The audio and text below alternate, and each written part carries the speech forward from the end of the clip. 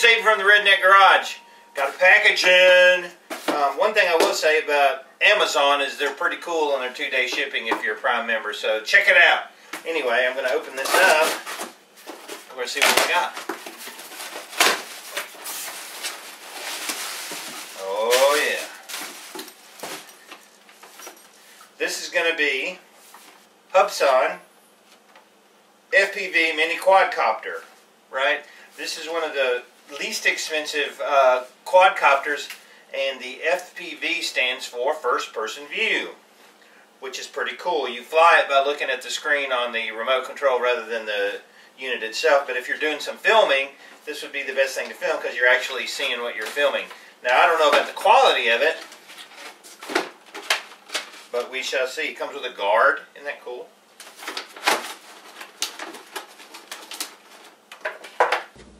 Yeah, so that's pretty cool. This is the box that came in. Now, I will say this. I bought this for about $170. That's about what it ran me. Okay. And I could have bought it from China for about $140, but just know this. If you order it from China, they're going to send it like parcel post or something, and it's going to take at least 2 to 4 weeks to get to you. I ordered on Amazon for $170 and got it in really 2 days. So you pay a little bit more through Amazon, but you get it in 2 days. And if there's an issue with it, you can surely send it back to Amazon a lot quicker than you can anyone else. So that's what it looks like. It's pretty small. That's what the copter looks like. It's got an antenna on the bottom, and it's got your plugins for your battery here.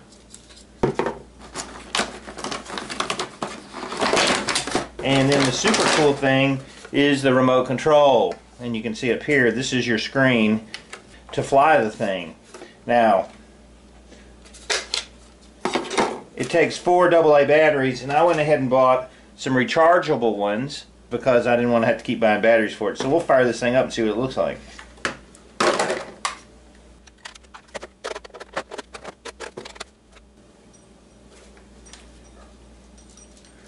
So it's firing up now. Okay, so there's the camera. Hey! And it probably needs to be charged up. I haven't charged it yet. But that's pretty cool, man.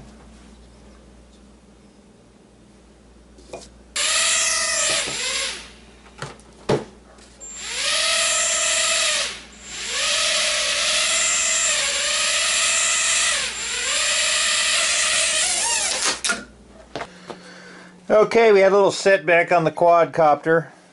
Beautiful. I was flying it. I put the guard around it, which is pretty cool. That keeps the props from hitting anything. And I was flying it, and it went into the kitchen, and then I cut the power, and then it went into the sink and fell in a bunch of water. So good, took it out of the water real quick, right? And then I took some electric parts cleaner and sprayed it, right, and tried to dry it out. And that parts cleaner, the electric parts cleaner, there's something about this plastic, man. It ate it alive. So it destroyed the frickin' plastic on it. You can see where the motors are hanging out and stuff. So I got on Amazon, and you can order a crash kit that comes with the new housing and everything for like 18 bucks. So I ordered that, and as soon as that comes in, I'll swap all the electronics out to the new casing. But that kind of sucked. So just a little setback on the quadcopter here at the Redneck Garage. Okay, so I hope the FAA doesn't find out about the crash and pull my helicopter license. But, so anyway, one of the nice things about the Hubsan is that you can actually buy a crash pack that comes with it. So we're going to take a look at the crash pack and get it back into flying condition, and then we'll do some more videos on how it works and the camera and everything else. But and then I wanted to look at also how bad this electric cleaner ate that plastic up. I'm kind of curious on spraying some on the old housing to see what happens. So let me take this thing apart. Of course, there's no instructions whatsoever, I don't think, with this. But we'll look at what's in the crash pack, and it was only like 20 bucks. So for a $180 helicopter, the crash pack being 20 bucks, I thought was a pretty good deal. So let's take a look at that. Oh my gosh, out here in the garage it's like, I don't know, 50 degrees. It's almost too cold to be out here, Jerry. Alright, so I'm looking at this thing. I guess I'll open this up first, right? This is the crash pack. And this is what you get when you order like the $20 crash pack. It's really like a spare parts kit, evidently. And that's pretty cool. This one evidently was ready to ship. Whatever the heck that means. Oh, okay, there we go. Okay, so in your crash pack, you get a bunch of... That's cool. Get like 4 packages of blades, which is a bunch. You get 2 extra motors. They're different rotations for the motors. An extra battery and some extra LED lights. Look at that. That's pretty slick. And some rubber bumpers that go on the bottom. I guess those go on here. So let's take this thing apart.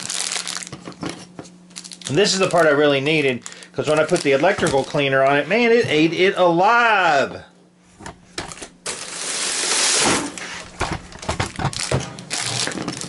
So I'm going to open this up. One thing I'm surprised it doesn't have like instructions or anything for this. You're just kind of on your own. But I see. It looks like it doesn't actually come apart, that everything just slides down in there, it would appear. I'm going to take these 2 screws out on the bottom. I'm going to leave the guard on. Okay, so that's what it kind of looks like on the inside.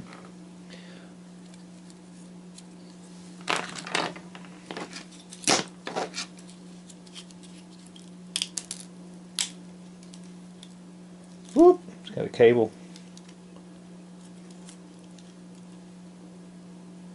You got to be careful with that not to tear it off.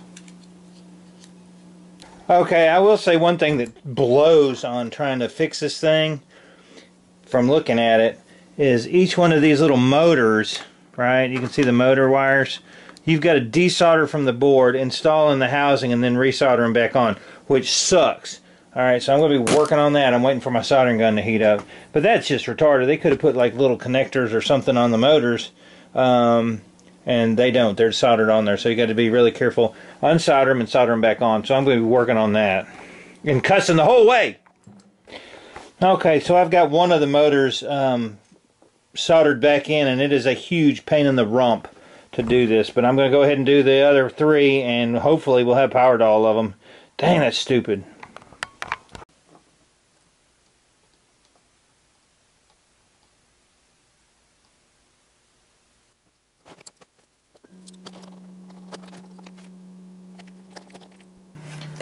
Whew.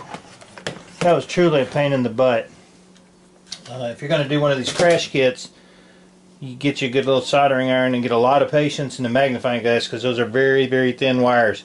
I'm going to put my LED lights back on and do a little wire routing, and then we'll start reassembly. Okay, so I've got it bound to the plane, and we're going to give it a little juice. Let's see if she takes off. Let me put the battery in it, so it's not just flopping the frick around. You can kind of see the camera in there.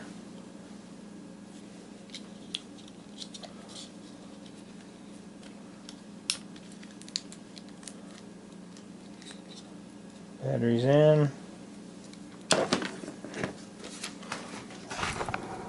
And if I've wired everything right, there we go. She's taking off. Okay, so that's a success. We got the crash kit put on. Now, I want to look at this plastic.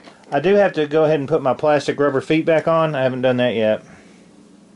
Almost forgot.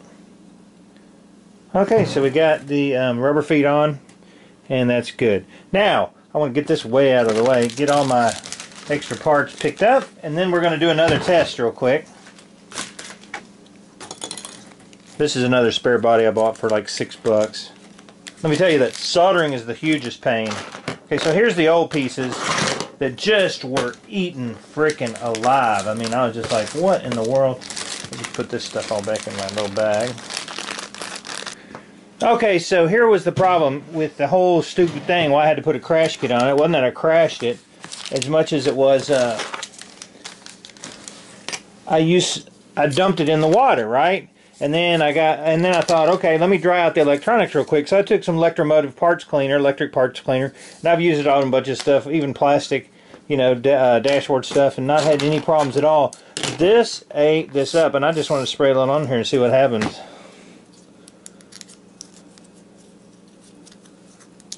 Wow, look at that. It just completely eats it alive.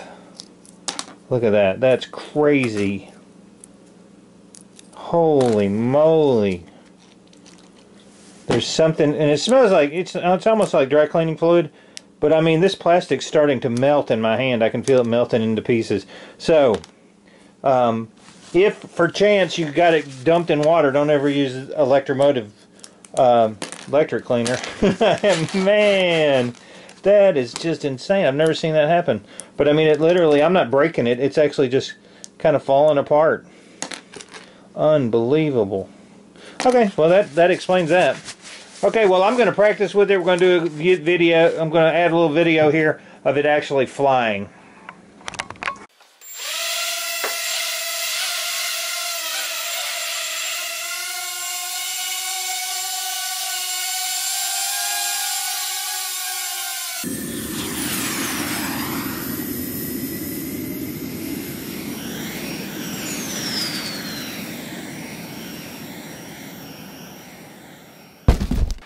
Okay, I think I'm going to call it a night. At least I got it repaired and it's put back together. I'm going to probably take it outside and work on it, try to get the use to these controls.